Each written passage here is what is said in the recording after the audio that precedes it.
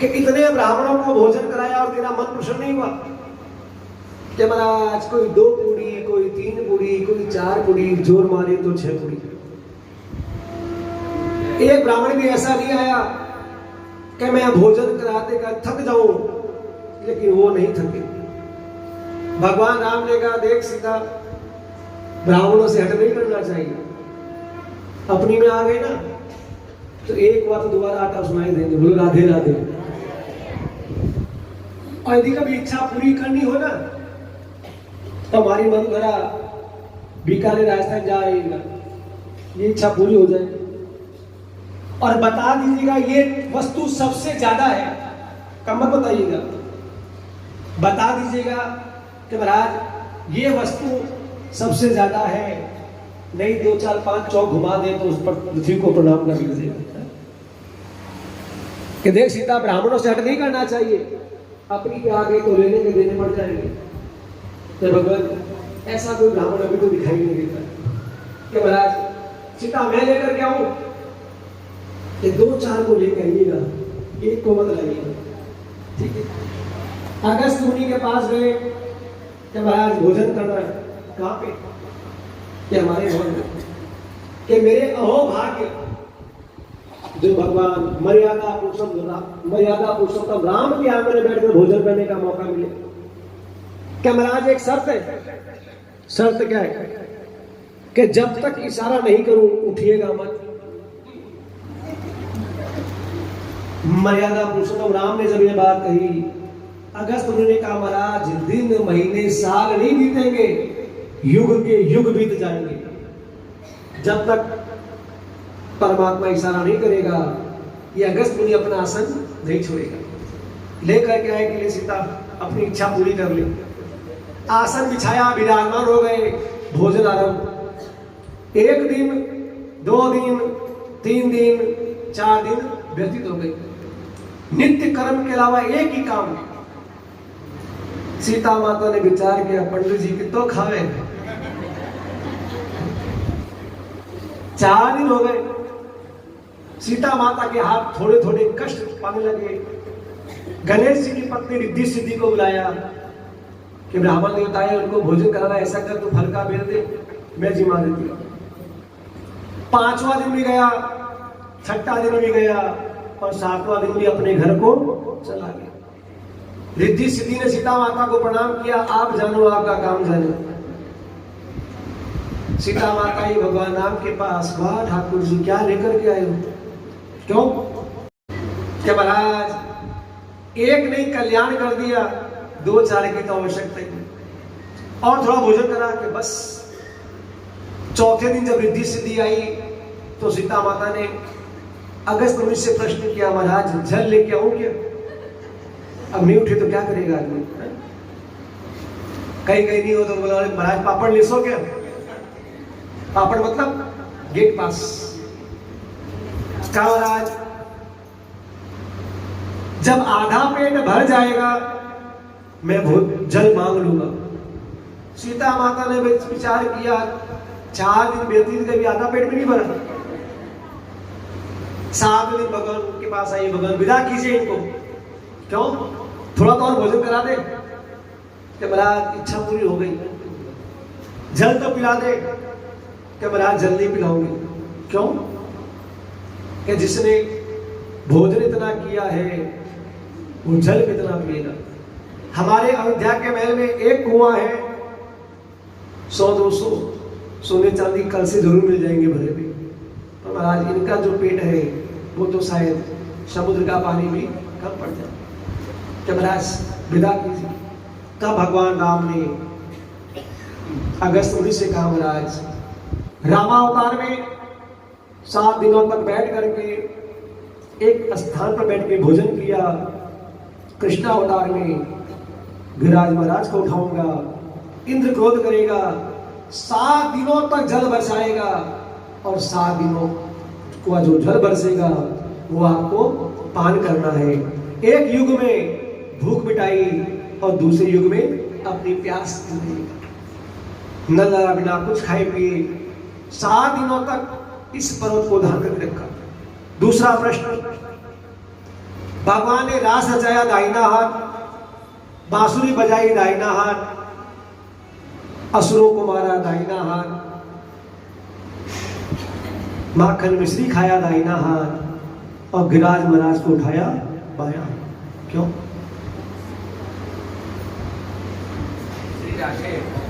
क्या बात? जब 4 दिन व्यतीत हो गए, माता यशोदा ने मन में विचार किया मेरा कन्हैया 7 बरस का है और है पतला दुबला, इतना भारी भरकम गिरिराज महाराज को कैसे उठाए? कष्ट पा रहा है। ग्वाल वालों से कहा, हे ग्वाल वालों, थोड़ी मेरी लाला की सहायता करो। ग्वाल वालों ने बेद लगा दी, लकुटी। तस्वीर में देखा ना, ग्वाल वाले बेद लगा रखे। ग्वाल वाले का कन्हैया देख आया है, हमने भी तेरा साथ दिया है, हमने भी लकुटी लगा रखी है। भगवान ने कहा चलो अच्छा है, तुम साथ हो तो फिर क्या गम है, हाथ बदल लूं? क्या बदल ले? जैसे ही हाथ हिलाया, गिरिराज महाराज नीचे लगा। कन्हैया तू जाने और तेरा गिरिराज महाराज जाने, हम तो कुछ नहीं कर सकते।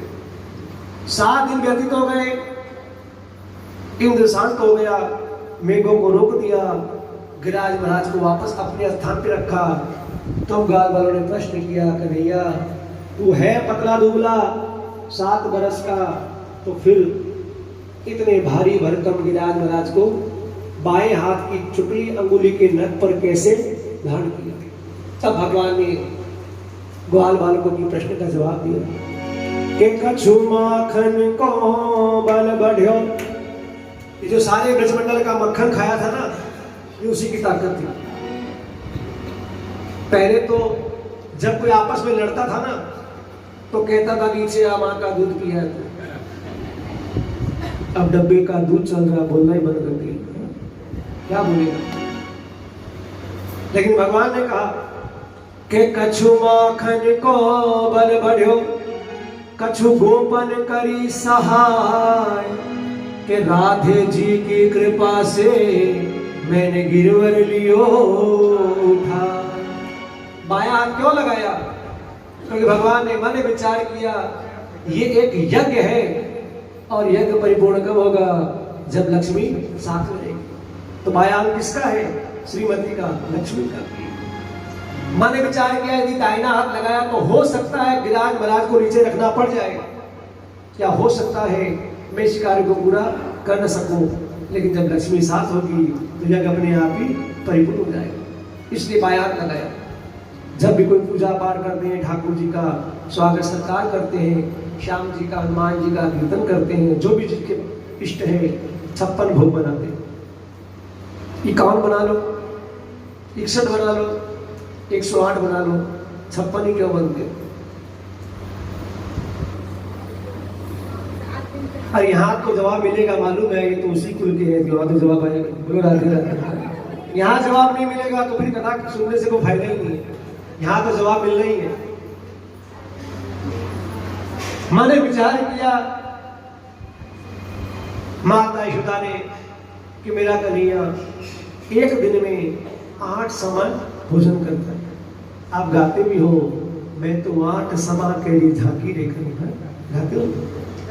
तो मैया ने विचार किया कि मेरा कन्हैया एक दिन में 8 समय भोजन करता, उसने कुछ नहीं खाया तो 8 साते 56, तब से 56 भोग ठाकुर जी के बनने लगे। सारी शक्तियों के विरुद्ध नंद कुमार का दुख पराक्रम देखा, चकित रह गया, अहंकार दूर हो गया, वर्षाकारी मेघ को रोक दिया। कन्या ने गोपों से कहा भैया अब वर्षा रुक चुकी है, सब अपने अपनी गोधन को लेकर बाहर निकल आओ। सब बाहर निकल आए। भगवान ने दिख दिख दिख गिरिराज महाराज को उसी स्थान पर रख दिया। ब्रजवासियों का हृदय श्याम सुंदर के अलौकिक प्रभाव को देखा, बड़ा प्रसन्न हुआ। नंद लाला के अद्भुत प्रभावशाली चरित्रों को देख करके गोपों ने नंद बाबा से कहा, हे नंद बाबा, तुम्हारे लाला के विलक्षण प्रभाव है। 7 दिन का था तो पुत्रा का उद्धार कर दिया, और आज 7 बरस का है, इतने भारी भरकम गिरिराज महाराज को उठा। न जाने हमारे जैसे के बीच में इसने जन्म कैसे ले लिया। नंद बाबा ने काम गया और इंद्र 7 दिनों तक ग्वाल वालों को, बछड़ों को पास ले आए। अपराध दोनों का था, लेकिन फर्क था, एक ने दूर किया और एक ने पास। इसलिए इंद्र पर तो क्रोध नहीं किया, लेकिन ब्रह्मा पे क्रोध किया। इंद्र को क्षमा याचना दी, इंद्र ने सिर झुका करके बारंबार परमात्मा को प्रणाम किया कि नमस्तुभ्यं भगवते पुरुषाय महात्मने वासुदेवाय कृष्णाय सात्वतांबतये नमः। हे भगवान, आज आपने मेरा का लक्ष्य कर दिया, मैं आपकी संत हूँ। बताला का बड़ा अवसर हुआ, इंद्र जी का मिला। तुम पद के वैभव में उन्मत्त होकर के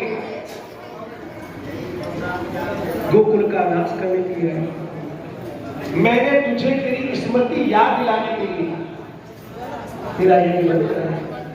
क्योंकि पुस्तक में बोलने के बाद बताऊं, सबसे पहले उसकी संपत्ति से उसको हीन करना, क्योंकि लक्ष्मी के मन में